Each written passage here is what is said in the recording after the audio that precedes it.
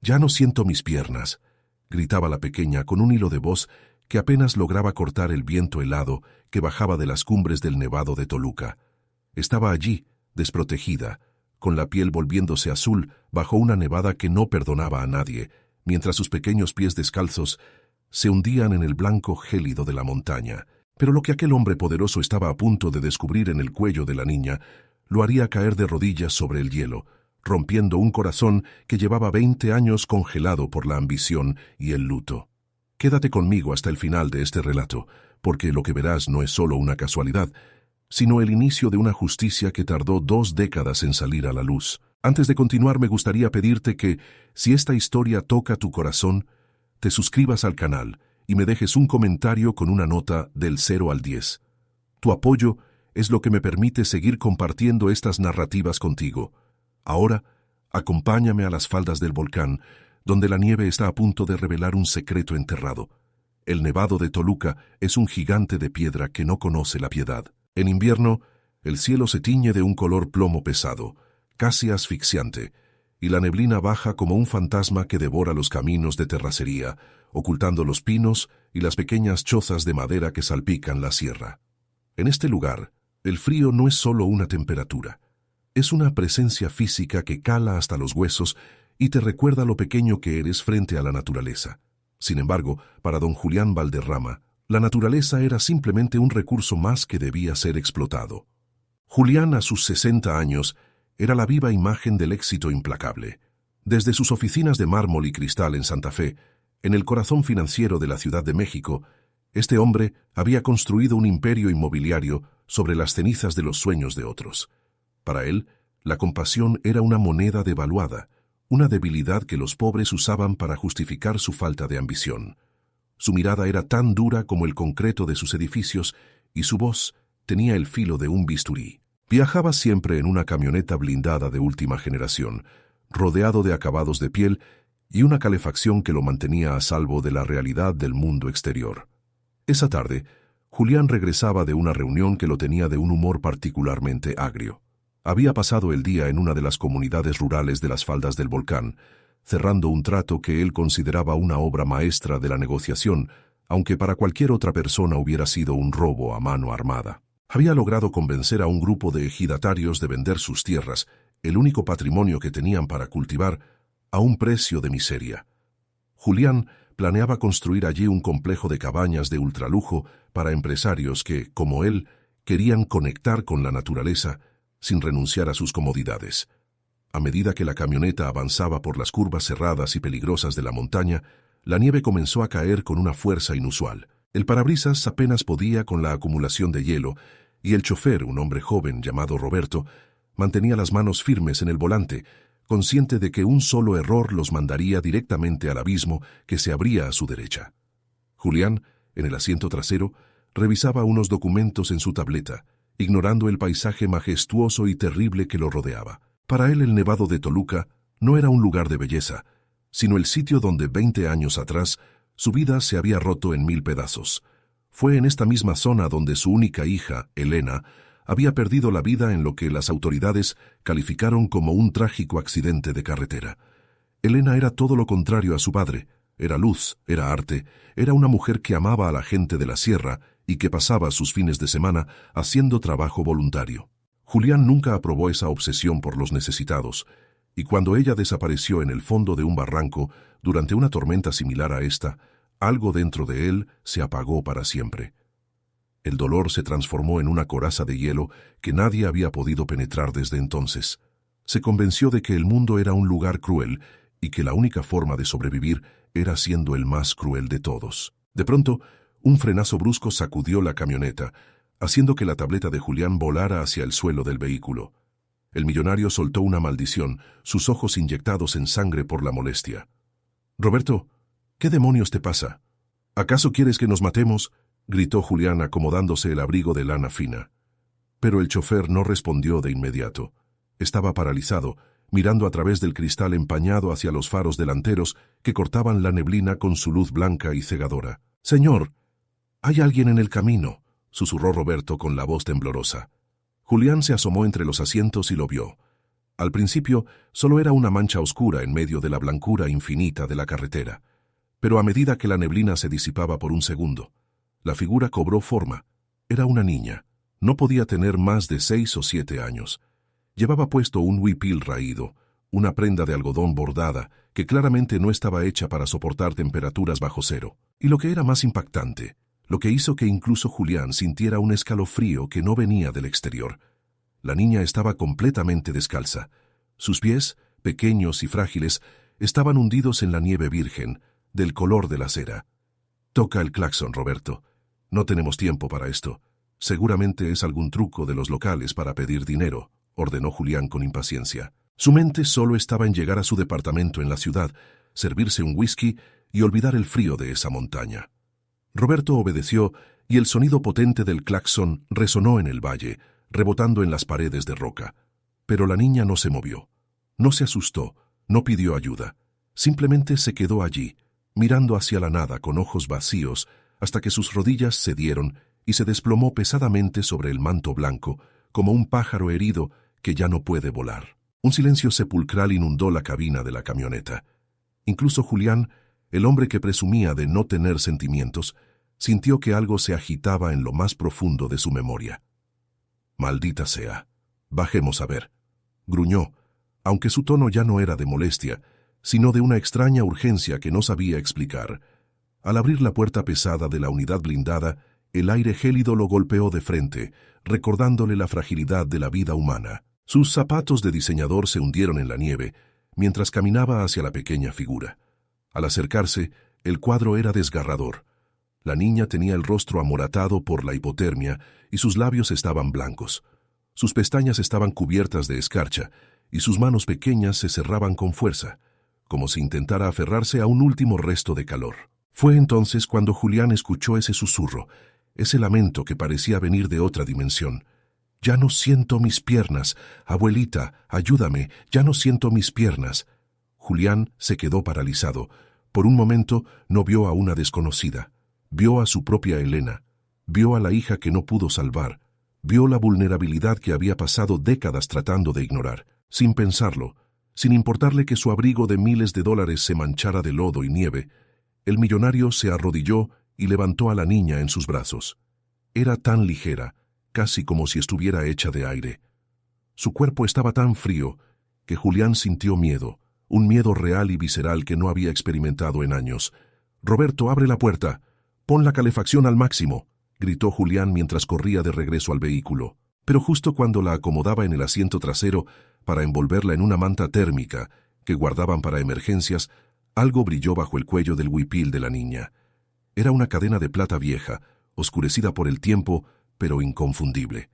Julián acercó su mano temblorosa y sacó la joya que colgaba del cuello de la pequeña. Se trataba de un relicario de plata, una pieza única con la imagen de la Virgen de Guadalupe grabada en relieve. El corazón de Julián dejó de latir por un segundo. Sus dedos recorrieron los bordes del metal y luego, con manos que no dejaban de temblar, presionó el pequeño cierre lateral. El relicario se abrió, revelando en su interior una fotografía en miniatura que el agua y el tiempo no habían logrado borrar del todo. Era la foto de una mujer joven, sonriente, con una corona de flores en el cabello. Era Elena. Julián sintió que el mundo desaparecía. Ese relicario no era una joya cualquiera. Él mismo lo había mandado a fabricar con un joyero de Taxco para el cumpleaños número 18 de su hija. Era una pieza irrepetible, con una inscripción secreta en el reverso que solo él y ella conocían. Con el alma en un hilo, Julián giró el relicario y leyó las palabras grabadas en la plata. «Para mi luz, que siempre encuentra el camino a casa». El hombre más poderoso de Santa Fe cayó de rodillas sobre la nieve, no por el peso de la niña, sino por el peso de una verdad que empezaba a emerger desde las sombras del pasado. ¿Cómo era posible que esta niña, perdida en la inmensidad del Nevado de Toluca, tuviera la joya que se suponía se había perdido en el abismo hace 20 años junto con el cuerpo de su hija? La lógica de Julián, esa que siempre encontraba una explicación financiera para todo, se hizo añicos. La niña volvió a susurrar. Sus ojos se abrieron apenas 1 milímetro, buscando el rostro de Julián. «Mi mamá. Ella me dijo que este collar me protegería siempre», alcanzó a decir antes de perder el conocimiento de nuevo. Julián la abrazó contra su pecho, sintiendo que sus propias lágrimas comenzaban a brotar, quemándole las mejillas mientras se congelaban casi al instante. No podía llevarla a la ciudad, la tormenta se había cerrado por completo, y la niña no sobreviviría al trayecto. Tenía que encontrar refugio, tenía que saber de dónde venía esa pequeña que portaba el fantasma de su hija en el cuello. Roberto, da la vuelta, busca el camino que lleva hacia ese grupo de jacales que pasamos hace unos kilómetros. No me importa el lodo, no me importa la camioneta.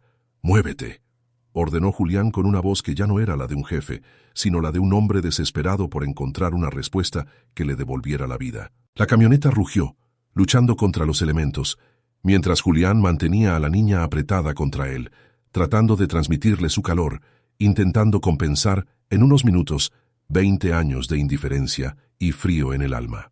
La nieve seguía cayendo, pero por primera vez en mucho tiempo, Julián Valderrama no estaba huyendo de ella. Estaba buscándola, porque sabía que bajo ese manto blanco se ocultaba la verdad sobre su familia y sobre el crimen que alguien, muy cercano a él, creyó haber enterrado para siempre. La tormenta no era ya una simple advertencia del cielo, sino una sentencia. El viento aullaba entre los pinos con la fuerza de 1000 lamentos, y la nieve, que minutos antes parecía una alfombra delicada, se había convertido en una trampa mortal. Roberto, el chofer, luchaba con el volante de la camioneta blindada, pero los neumáticos de lujo, diseñados para el pavimento impecable de las avenidas de la ciudad, patinaban sin remedio sobre el lodo congelado. Un rugido metálico surgió de las entrañas del motor, y tras una sacudida violenta que casi los arroja hacia el barranco, el vehículo se detuvo por completo. El silencio que siguió fue más aterrador que el rugido de la tormenta. Julián Valderrama, el hombre que movía los hilos de la economía desde su torre de cristal, se encontró de pronto atrapado en una realidad que no podía comprar ni negociar. En sus brazos, la pequeña Lucía temblaba con una intensidad que parecía que sus huesos se romperían en cualquier momento. Su respiración era corta, superficial, y sus labios seguían manteniendo ese color azulado que gritaba peligro. Pero Julián no podía dejar de mirar el relicario. El metal frío quemaba su palma más que el hielo. Cada detalle de esa pieza de plata le devolvía el rostro de su hija Elena, una mujer que él mismo había llorado y enterrado en su memoria hace 2 décadas. «Señor», el motor se bloqueó por el frío. «No va a arrancar», dijo Roberto con el pánico asomando en sus ojos. Julián no perdió el tiempo en recriminaciones. El hombre de hielo, el tiburón inmobiliario, había desaparecido. En su lugar quedaba un abuelo desesperado que acababa de descubrir una razón para seguir latiendo. «No nos vamos a quedar aquí a morir, Roberto. Toma la linterna y saca las mantas de emergencia. Tenemos que llegar a ese jacal que vimos antes de la curva. Si nos quedamos en la camioneta, la hipotermia nos matará antes del amanecer». Salir del vehículo fue como entrar en una dimensión de dolor puro. El aire helado cortaba la piel de Julián, como si fueran cientos de navajas invisibles. Cargó a Lucía con una fuerza que no sabía que aún poseía a sus 60 años, protegiéndola con su propio cuerpo, usando su abrigo de marca como un escudo contra la ventisca. Cada paso en la nieve era una agonía. Sus zapatos se hundían, el lodo resbaladizo intentaba derribarlo, y el frío empezaba a apoderarse de sus propias piernas. «Ya no siento mis piernas». El grito de la niña resonaba en su mente como un eco maldito. Julián apretó los dientes, sintiendo el sabor metálico de la sangre en su boca mientras se obligaba a avanzar. Pero esto era solo el comienzo de una noche que desenterraría pecados que Julián creía perdonados por el tiempo. Era una construcción miserable, hecha de tablas de madera vieja que el viento hacía crujir y láminas de zinc oxidadas sujetas con piedras. Para cualquier otra persona, aquello sería un monumento a la pobreza extrema, pero para Julián, en ese momento, era el palacio más lujoso del mundo. Golpeó la puerta con desesperación, casi derribándola. «Abran. Por favor, ayúdenos. Traigo a una niña herida». La puerta se abrió con un chirrido quebrado. Al principio, Julián solo vio oscuridad y el resplandor débil de un fogón de leña en el centro de la habitación. Pero entonces, una figura emergió de las sombras. Era una mujer anciana, con el rostro surcado por arrugas tan profundas como los valles de la sierra, y un rebozo negro envuelto alrededor de sus hombros. Sus ojos estaban fijos, nublados por una catarata blanca que delataba su ceguera total. Sin embargo, al escuchar la voz de Julián, la mujer no mostró miedo. Se quedó inmóvil, inclinando la cabeza como si estuviera escuchando una frecuencia que nadie más podía percibir. «Has tardado 20 años en encontrar el camino, Julián Valderrama», dijo la anciana con una voz que sonaba como el crujir de las hojas secas. Julián se quedó petrificado en el umbral. El frío de la nieve no era nada comparado con el escalofrío que recorrió su columna vertebral al escuchar su nombre en boca de esa desconocida en medio de la nada. «¿Cómo sabe quién soy?», alcanzó a preguntar, mientras entraba al jacal y depositaba a Lucía sobre un jergón de paja y mantas viejas cerca del fuego. La anciana no respondió de inmediato. Se acercó a tientas hacia el lugar donde yacía la niña y con una ternura infinita puso su mano sobre la frente de la pequeña. «El corazón de la montaña me lo dijo hace mucho tiempo, pero sobre todo me lo dijo ella, la mujer que llegó a esta puerta una noche igual de amarga que esta, con el cuerpo destrozado y el alma llena de miedo». Julián sintió que el suelo desaparecía bajo sus pies. «¿De quién habla? ¿De qué mujer?», interrogó, aunque en el fondo de su ser la verdad ya estaba empezando a quemar. La anciana se volvió hacia él, y aunque sus ojos no veían, Julián sintió que ella estaba escudriñando su propia alma. «Hablo de Elena, tu hija, la que creíste muerta en el barranco. Ella no murió en el accidente, Julián. Los pinos la atraparon, la tierra la protegió de la caída, pero nadie pudo protegerla de la maldad de su propia sangre». Julián cayó sentado sobre un banco de madera, su respiración agitada llenando el pequeño espacio con nubes de vapor. «No, eso es imposible. El peritaje, el coche incendiado. Mi hermano Mauricio me dijo que no hubo sobrevivientes, que él mismo reconoció los restos». Una risa amarga y seca escapó de los labios de la anciana. «Mauricio, el hombre que paga cuotas de silencio con dinero manchado de sangre. Él no quería un rescate, Julián, él quería una herencia. Elena llegó aquí arrastrándose, con las piernas rotas y la memoria fragmentada, pero recordaba un nombre y un relicario. Nosotros la cuidamos, la ocultamos de los hombres armados que recorrieron estos caminos durante meses buscando lo que el volcán no se había tragado. Ella vivió aquí entre nosotros, como una de los olvidados que tanto desprecias». Julián miró a Lucía, que ahora dormía bajo el efecto del calor, con el relicario brillando sobre su pecho. La comprensión lo golpeó como un mazo. Si Elena sobrevivió, si ella vivió aquí, entonces esta niña, Lucía, es tu sangre, Julián. Es el fruto de la vida que Elena logró reconstruir en estas montañas antes de que el cansancio y las secuelas de aquel accidente se la llevaran al dar a luz. Elena murió hace 7 años, pero nos dejó a Lucía. Y nos dejó una advertencia, que nunca permitiéramos que su tío Mauricio supiera que la estirpe de los Valderrama seguía viva en la sierra. El millonario sintió un odio ciego y una culpa devastadora luchando en su pecho. Durante 2 décadas él había confiado en su hermano, le había entregado las llaves de su imperio y de su confianza, mientras Mauricio era el arquitecto de su mayor tragedia. Cada peso que Julián había ganado, cada edificio que había levantado, estaba cimentado sobre la mentira de un fratricida. Y lo peor de todo, su propio desprecio por la gente de la montaña, su arrogancia de creer que nada bueno podía venir de los pobres, lo había mantenido alejado de su nieta, la única conexión real que le quedaba con su hija. Lo que Julián no sabía era que el tiempo de las explicaciones se estaba agotando. Mientras él intentaba asimilar que su vida entera era un fraude, afuera, entre la neblina y la nieve, unas luces potentes empezaban a recortarse contra la oscuridad. Mauricio Valderrama no era un hombre que dejara cabos sueltos.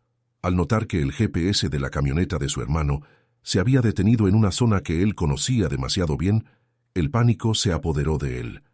Sabía que si Julián encontraba ese jacal, su imperio de naipes se derrumbaría. Dentro del jacal, el ambiente cambió. El chofer Roberto, que estaba vigilando por la pequeña ventana, se tensó. «Señor, vienen luces, varias camionetas. No parecen de rescate, vienen rápido, demasiado rápido para este clima». Julián se puso de pie, su mirada recuperando ese acero que lo había hecho famoso, pero esta vez no era por ambición, sino por protección. Sabía perfectamente quién venía. Mauricio no venía a salvarlo. Venía a terminar el trabajo que empezó hace 20 años. Él cree que el dinero lo compra todo, incluso el silencio de la montaña, susurró la anciana, volviendo a su lugar junto al fuego. Pero la nieve tiene memoria, Julián, y hoy la nieve ha decidido hablar. Julián sacó su teléfono satelital el único dispositivo que aún tenía señal en esa altitud. Sus manos ya no temblaban. Tenía pocos minutos antes de que su hermano llegara con sus hombres, pero en esos minutos el millonario iba a jugar la partida más importante de su vida. No iba a comprar tierras ni a cerrar tratos millonarios. Iba a usar su poder para destruir el mundo que él mismo había ayudado a crear. Con tal de que Lucía nunca más tuviera que gritar que no sentía sus piernas por culpa del frío y el abandono. Pero la traición de Mauricio era más profunda de lo que Julián imaginaba. El enemigo no solo venía con armas, venía con la ley de su lado, comprada con los mismos sobornos que habían mantenido oculta la verdad por 2 décadas. La tensión en el aire era tan espesa que casi se podía tocar. ¿Qué harías tú si descubrieras que tu mayor éxito fue financiado con la vida de lo que más amabas? ¿Hasta dónde llegarías para proteger a alguien que ni siquiera sabía que existías? La puerta del jacal volvió a estremecerse, pero esta vez no fue un golpe de auxilio, sino una patada autoritaria. El invierno del alma de Julián estaba por terminar, pero el precio de la primavera sería más alto de lo que cualquier cuenta bancaria podría pagar. No te apartes de esta historia, porque lo que Julián está a punto de revelar ante el mundo cambiará para siempre el destino de los olvidados del Nevado de Toluca. El juego de sombras ha terminado, y la luz que emana de ese viejo relicario está a punto de cegar a los culpables. Pero antes de que eso suceda, Julián tendrá que enfrentarse a su propio hermano cara a cara, en medio de la tormenta que lo inició todo. El enfrentamiento final no será con palabras, sino con la verdad desnuda, tan cruda y blanca como la nieve que rodea el refugio. ¿Podrá Julián salvar a su nieta antes de que el pasado lo alcance? Quédate para descubrirlo. La puerta del jacal no solo se estremeció, se partió. El golpe de una bota táctica contra la madera podrida hizo que las cenizas del fogón volaran por todo el cuarto, creando una danza macabra de chispas y sombras. Julián Valderrama se puso de pie, su figura proyectando una sombra imponente contra las paredes de lámina, mientras Roberto, su chofer, retrocedía instintivamente buscando algo con qué defenderse.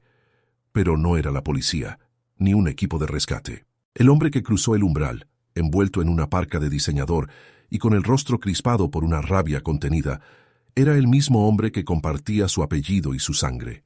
Mauricio Valderrama entró al refugio con la arrogancia de quien se siente dueño no solo de la tierra, sino de las vidas que caminan sobre ella. Detrás de él, 2 hombres armados con uniformes de seguridad privada se apostaron en la entrada, bloqueando la única salida. El frío que entró con ellos parecía más letal que el que soplaba afuera. Mauricio no miró a su hermano. Sus ojos, pequeños y ambiciosos, se clavaron directamente en el jergón donde Lucía descansaba, todavía envuelta en las mantas térmicas de Julián. El silencio en el jacal era tan denso que el crujir de la madera bajo los pies de Mauricio sonaba como disparos. «Así que era verdad», susurró Mauricio, y su voz no tenía rastro de la elegancia que solía mostrar en las reuniones de consejo. «El GPS no mentía. Te perdiste en el peor lugar posible, Julián». Julián dio un paso al frente, interponiéndose entre su hermano y la niña. Su corazón martilleaba contra sus costillas, pero no por miedo, sino por una claridad salvaje que nunca había sentido en sus negocios. «¿Qué haces aquí, Mauricio? ¿Y cómo es que conoces tan bien este jacal?», preguntó Julián, su voz baja y cargada de un veneno que solo la traición más profunda puede destilar. Mauricio soltó una carcajada seca, desprovista de humor, mientras se sacudía la nieve de los hombros. «Este lugar ha sido mi mayor gasto operativo durante 20 años, hermano. He pagado fortunas para que este jacal no apareciera en ningún mapa, para que estos muertos de hambre no abrieran la boca. Pero el destino tiene un sentido del humor muy retorcido, ¿no crees? Que tú, el gran Julián Valderrama, vinieras a estrellarte justo aquí, es casi poético». En ese momento, la anciana ciega que permanecía sentada en un rincón como una estatua de barro, habló sin levantar la cabeza. «La sangre siempre llama a la sangre, asesino. Puedes enterrar el cuerpo, pero no puedes enterrar el grito de la montaña». Mauricio se volvió hacia ella con desprecio, haciendo un gesto a uno de sus guardias. «Cállate, vieja loca. Debería haber quemado este lugar con todos ustedes adentro el día que Elena decidió no morir en ese barranco. Pero fui blando. Pensé que el olvido y la miseria harían el trabajo por mí». Julián sintió que el aire se le escapaba de los pulmones. Escuchar la confesión de labios de su propio hermano era como recibir un golpe directo al alma. «Así que fuiste tú», dijo Julián, y su voz tembló. no de frío, sino de una furia que amenazaba con consumirlo. Tú cortaste los frenos del coche. Tú le dijiste a los peritos qué decir. Tú me viste llorar frente a un ataúd vacío, mientras sabías que mi hija estaba aquí, sufriendo, rota por tu culpa. Mauricio se encogió de hombros, como si estuviera discutiendo el cierre de una adquisición de tierras. Era necesario, Julián. Tú siempre fuiste el favorito. El imperio era para ti y yo solo era la sombra. Con Elena fuera del camino, yo era el heredero. Pero ella fue testaruda, sobrevivió. Y luego...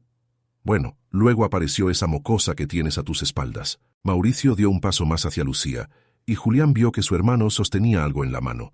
Una jeringa con un líquido transparente. Tenemos un problema de herencia, Julián. Si esa niña vive, todo lo que hemos construido se desmorona. Los fideicomisos, las propiedades de Santa Fe, todo vuelve a la línea directa de Elena. No puedo permitirlo. Julián, que había pasado décadas creyendo que el poder se medía en billetes, comprendió en ese instante que su verdadera riqueza estaba en esa niña que apenas respiraba tras él. No vas a tocarla, Mauricio. Si das un paso más, te juro por la memoria de Elena que no saldrás vivo de este volcán, rugió Julián. Pero Mauricio solo sonrió con malicia, señalando a los guardias armados. Mírate, Julián, estás viejo, estás solo en medio de una tormenta de nieve y no tienes señal en tu teléfono de lujo. Aquí no eres el rey de los negocios, aquí no eres nadie. Voy a terminar lo que empecé hace 20 años. Diremos que la niña no sobrevivió a la hipotermia y que tú, en tu dolor, tuviste un accidente en el camino de regreso. Nadie hará preguntas. Los comisarios de la zona ya están en mi nómina. Sin embargo, lo que Mauricio no sabía era que Julián Valderrama no había llegado a la cima del mundo inmobiliario siendo descuidado. Mientras su hermano hablaba, Julián mantenía su mano derecha oculta bajo los pliegues de su abrigo. Durante los minutos previos a la entrada de Mauricio, Julián no solo había estado procesando el dolor, había estado actuando. Su teléfono satelital, una pieza de tecnología militar diseñada para funcionar en las condiciones más extremas, estaba encendido y conectado. ¿Crees que estoy solo?, preguntó Julián, y una sonrisa gélida, la misma que usaba para destruir a sus competidores, apareció en su rostro. Mauricio se detuvo, confundido por la calma repentina de su hermano. Julián sacó el dispositivo y se lo mostró. Este teléfono no solo hace llamadas, Mauricio. Tiene una función de transmisión en vivo, vinculada directamente al servidor central de nuestra empresa y a mis contactos en la prensa nacional. He estado grabando cada palabra desde que entraste. Tu confesión, tu plan para matarnos, tus sobornos a los comisarios. Todo está ahora mismo en la nube y mis abogados ya lo han recibido. Si me pasa algo, si a esa niña le pasa algo, el video se hará público en cuestión de segundos. El rostro de Mauricio pasó del triunfo a un color cenizo. Mentira. No tienes señal aquí arriba. Nadie tiene señal, gritó, pero su voz había perdido la seguridad. Es un teléfono satelital, idiota. No necesita torres de celular. He invertido millones en seguridad tecnológica, y hoy, por fin, esa inversión ha valido la pena, respondió Julián con una frialdad que hizo que los guardias de Mauricio intercambiaran miradas de nerviosismo. Julián continuó, aprovechando el desconcierto de su hermano. En este momento, un equipo de la Fiscalía Federal y rescatistas de la Cruz Roja están en camino. Usaron el rastreo de mi señal. Tienes exactamente 10 minutos antes de que el Nevado de Toluca se convierta en tu prisión. Mauricio, acorralado y desesperado, miró a sus guardias. Mátenlo. Mátenlos a todos y quemen el lugar. Ahora, gritó, fuera de sí. Pero los hombres armados no se movieron.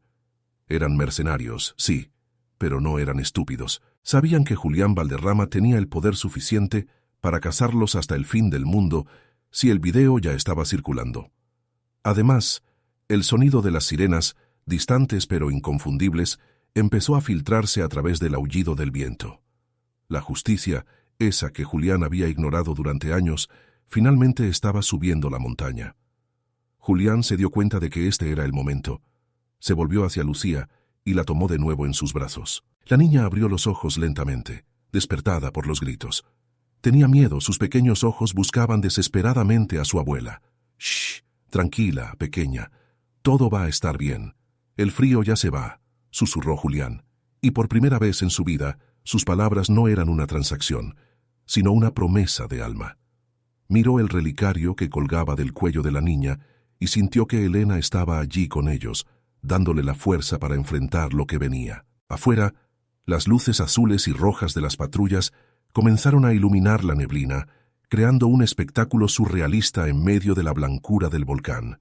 Mauricio, viendo que su mundo se derrumbaba, intentó lanzarse contra Julián, pero Roberto, el chofer, que había estado esperando el momento justo, lo interceptó con un tackle de rugby que lo mandó directamente contra el suelo de tierra del jacal. La jeringa voló por los aires, perdiéndose entre las sombras. Julián no se quedó a ver la caída de su hermano. Salió del jacal con Lucía en brazos, caminando con paso firme, a pesar de la nieve que le llegaba a las rodillas. Los paramédicos corrieron hacia él con camillas y mantas térmicas. El millonario no se detuvo hasta que se aseguró de que Lucía estuviera dentro de la ambulancia, conectada a los equipos de calor.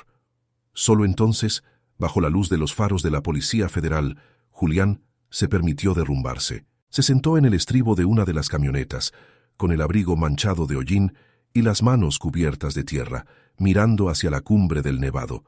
La anciana ciega salió del jacal, guiada por uno de los rescatistas. Se detuvo cerca de Julián y, aunque no podía verlo, extendió su mano arrugada hacia él. El invierno ha terminado, Julián Valderrama. Pero recuerda, la nieve se derrite, pero lo que queda debajo es lo que realmente importa.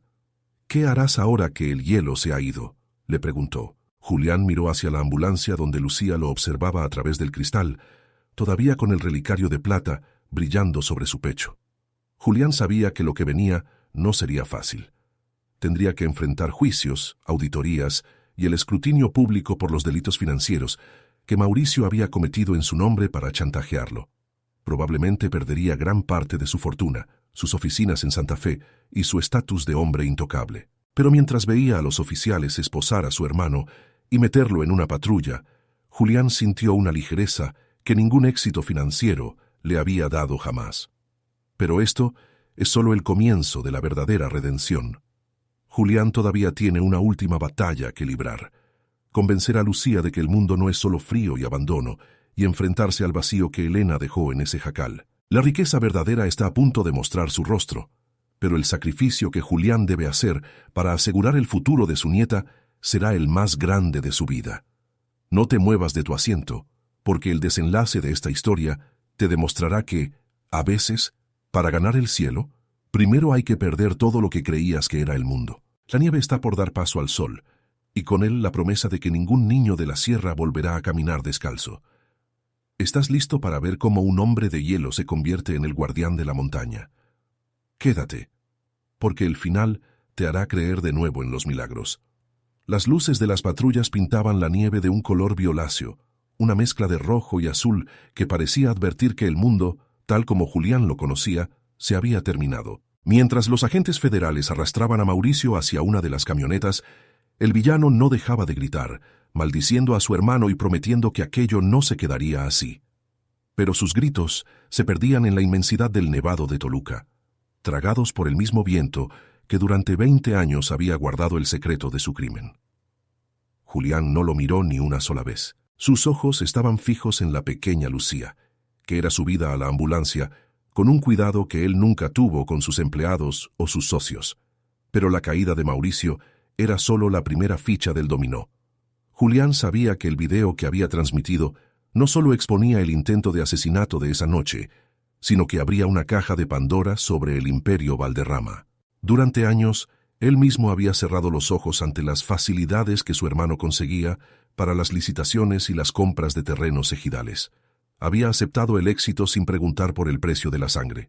Ahora, sentado en la parte trasera de una camioneta de rescate, envuelto en una manta de lana áspera que picaba en su piel acostumbrada al cachemir, Julián comprendió que la justicia no era un trato que pudiera negociar. En los días siguientes, la noticia sacudió a todo México. El gran tiburón inmobiliario de Santa Fe estaba en el centro de un escándalo que mezclaba traición familiar, corrupción y un milagro en la montaña.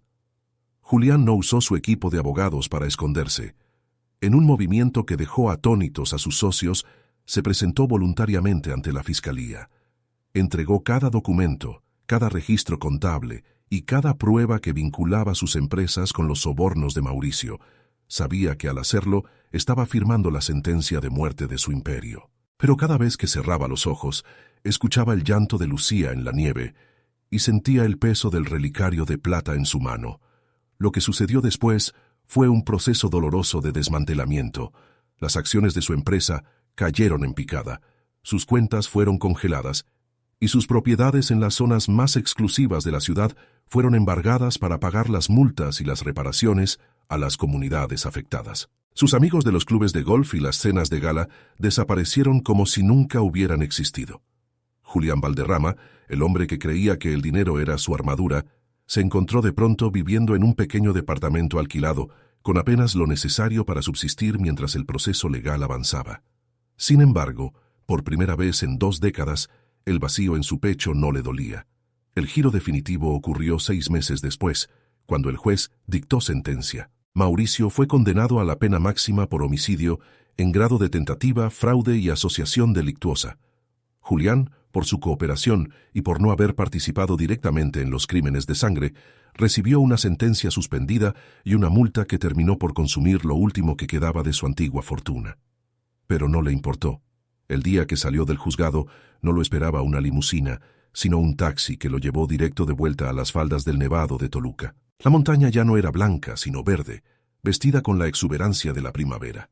Julián subió por los caminos de terracería que antes despreciaba, pero esta vez no iba en una camioneta blindada. Iba en un autobús local, sentado junto a campesinos que cargaban sus bultos y niños que lo miraban con curiosidad. Al llegar a la zona de los jacales, el paisaje había cambiado. En el lugar donde antes solo había miseria y olvido, ahora se levantaba una estructura sólida de madera y piedra volcánica. Julián había usado sus conocimientos de construcción y lo último que logró rescatar de sus fondos personales para crear algo que no fuera un mausoleo para su ego. El Centro Elena Valderrama no era una cabaña de lujo para empresarios, sino una clínica especializada y un albergue para los niños de la sierra. Allí los médicos no preguntaban por el seguro social, y los estantes estaban llenos de botas térmicas y abrigos gruesos para que ningún chilpayate, como decía la anciana, tuviera que caminar descalzo sobre el hielo. Al acercarse a la entrada del centro, una figura pequeña salió corriendo hacia él. Era Lucía. Ya no vestía el huipil raído, sino un overol resistente, y lo más importante, unas botas de montaña que golpeaban con fuerza la tierra firme. Sus piernas, aquellas que meses atrás no sentía por el frío, ahora eran fuertes y veloces. «¡Abuelo! ¡Viniste!», gritó la niña, lanzándose a sus brazos. Julián la levantó y la apretó contra su pecho, sintiendo que en ese abrazo se cerraba la herida que Elena había dejado abierta 20 años atrás. La abuela de Lucía, la anciana ciega, estaba sentada en un pórtico nuevo, disfrutando del sol de la tarde. Al escuchar los pasos de Julián, sonrió. «El aire huele diferente hoy, Julián». «Ya no huele a nieve vieja», dijo con su voz quebrada pero firme. Julián se acercó a ella y le tomó la mano. «Gracias por cuidarlas cuando yo no estaba», susurró el hombre que antes no sabía dar las gracias. La anciana simplemente asintió. «La montaña te perdonó, Julián, pero la verdadera tarea empieza ahora». Julián se instaló en una pequeña habitación del albergue. El hombre de mármol y cristal ahora pasaba sus días supervisando el suministro de medicinas, ayudando a los ejidatarios a organizar cooperativas para que sus tierras fueran productivas sin venderlas a precio de hambre, y sobre todo, siendo el abuelo que Lucía necesitaba. Ya no tenía un imperio inmobiliario, pero cada rincón de ese centro de salud era suyo de una manera que sus torres de Santa Fe nunca lo fueron. La escena final de esta historia ocurrió una tarde, justo cuando el sol empezaba a ocultarse detrás del volcán, pintando las cumbres de un dorado intenso. Julián y Lucía caminaban por el sendero donde se encontraron por primera vez. Se detuvieron exactamente en el lugar donde la niña se había desplomado. Julián se agachó para recoger una piedra y notó que Lucía se tocaba el pecho. Bajo su ropa, todavía llevaba el relicario de plata, pero ahora brillaba con un lustre nuevo, limpio de la negrura del tiempo. «Abuelo, ¿por qué antes no sentía mis piernas?», preguntó Lucía con la curiosidad inocente de su edad. Julián guardó silencio un momento, mirando hacia el horizonte donde las luces de la ciudad empezaban a parpadear a lo lejos. «No era solo el frío de la nieve, Lucía. Era el frío de mi propio corazón, que no quería ver que el mundo es mucho más grande que mis oficinas. Pero ahora, gracias a ti, ya no hay nada que nos impida caminar». le respondió, acomodándole un mechón de cabello detrás de la oreja. Julián se puso de pie, y aunque sus propias rodillas crujían por la edad y el esfuerzo, se sentía más ligero que nunca. Había perdido su fortuna, su prestigio y su poder, pero a cambio había recuperado su humanidad. Había aprendido que la verdadera riqueza no se cuenta en ceros en una cuenta bancaria, sino en los pasos que damos para rescatar a otros del frío. La nieve del Nevado de Toluca seguiría cayendo año tras año, pero ya no sería un símbolo de tragedia, sino el recordatorio de que siempre hay una oportunidad para volver a empezar, incluso cuando crees que tu corazón se ha vuelto de piedra. Caminaron de regreso hacia el centro, sus sombras alargándose sobre la tierra que ahora les pertenecía de verdad. Lucía iba saltando, riendo, sus botas dejando huellas profundas y seguras en el camino. Julián la seguía de cerca, ya no con la arrogancia de un dueño, sino con la humildad de un hombre que finalmente había encontrado su hogar. El invierno de su alma había terminado, dejando paso a una primavera eterna que florecía en la mirada de su nieta. La justicia había llegado, no solo en forma de esposas y juicios, sino en forma de redención y amor. Si esta historia de transformación y justicia te ha tocado el corazón, si te ha recordado que nunca es tarde para hacer lo correcto y que la verdadera familia es el tesoro más grande que podemos poseer, te invito a que te suscribas al canal. Tu apoyo es fundamental para que podamos seguir narrando estas historias que nos devuelven la fe en la humanidad. Y ahora, me encantaría saber qué piensas. Déjame un comentario con una nota del 0 al 10 para este relato. ¿Crees que Julián hizo lo correcto al sacrificar su fortuna? ¿Qué habrías hecho tú en su lugar? Leo cada uno de tus comentarios y agradezco profundamente que te hayas quedado conmigo hasta el final de este viaje por la nieve. Recuerda que siempre hay una luz esperando al final del camino. Solo hay que tener la valentía de bajar de la camioneta y empezar a caminar. Nos vemos en la próxima historia.